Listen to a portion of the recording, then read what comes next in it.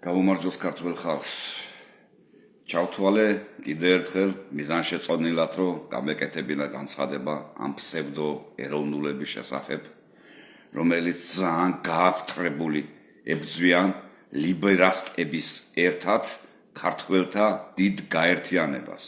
ვამახვილებ ყურადღებას ლიბერასტების ერთად ფსევდო ეროვნულები კონსერვატორები. როგორც ლიბერალისტები ესხმიან თავს ამ გაერთიანებას, ისე კონსერვატორები ესხმიან თავს ქართველთა დიდ გაერთიანებას. ფაქტიურად გამოდის, რომ ერთი და იგივე ხალხი არიან, უბრალოდ ქართული ერის გაყოფა რო სურთ და ქართული ერის განადგურება და თავი ქართველებად მოაქვთ. წინა წელს იყო გაცხადებული, რომ ხდება ქართველთა დიდი გაერთიანება და ამის ინიციატორი იყვნენ 4 ადამიანი. ვისაც სურდა ამ ქართველთა გაერთიანებაში ნებაყოფილობითი იყო. თავარია რომ არ ქონოდა თქვია ნასროლი საქართველოზე. ეს იყო სამართალმემკვიდრეობის აღდგენის ირგვლივ დაწყებული გაერთიანება. ეხლა გამოდიან და თურმე გიორგი ჭელიძე აყოფილა ფაშისტი და მის გვერდით არ დადგებოდნენ.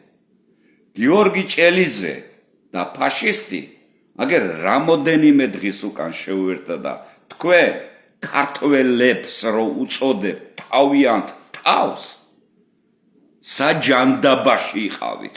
თუ გაერთიანება გინდოდეთ რა გიორგი ჭელიძემდე თქვენ რა ტვინი არ ქონდათ, გონება არ ქონდათ, თუ იდეა არ მოგწონდათ, რომ სამართალმემკვიდრეობა უნდა აღდგენილიყო.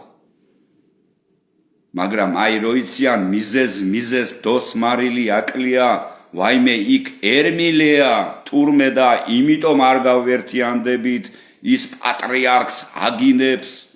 ჯერ ერთი მე არსად არ გამიგონია ერმილესგან, რომ საპატრიარქოზე შეეგინებიოს. და ის კითხვები, რა კითხვებიც რომ მას აქვს, ეს ბუნებრივი არის.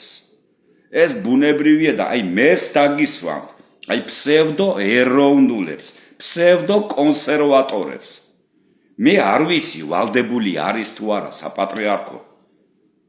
მე ვერ ხვდები მაგაში, აი თქვენ ხო ხართ ძალიან მაგარი ეროვნულები, მართლმადიდებელი, თაყვანისმცემლები, ღმერთის ხო ხართ.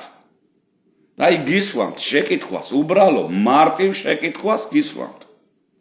საპატრიარქო ვალდებული არის თუ არ არის ქართველ ხალხს მოუწოდოს, რომ დადგეს საპატრიარქოს გვერდში და შეეწინააღმდეგებოს სისტემას, რათა არ გაიყიდოს ქართული მიწები. ისევ თქვენ გამეცით პასუხი. მე არაფერს არ ვამბობ, ვალდებული არის თუ არ არის. მე არაფერს არ ვამბობ, ცუდი არის თუ კარგი არის. მაგრამ ხო შეგიძლიათ რომ პასუხი გასცეთ. არ უნდა დაფიქრდეთ. ეგ ტოვინი არ უნდა გამოირეცხოთ, რომ თქვენ ემსახურებით სატანის დავალებას ასრულებთ და ქართველთა ერთობის დაყოფა რო გსურთ. გიორგი ჭელიძე თუ ფაშისტია,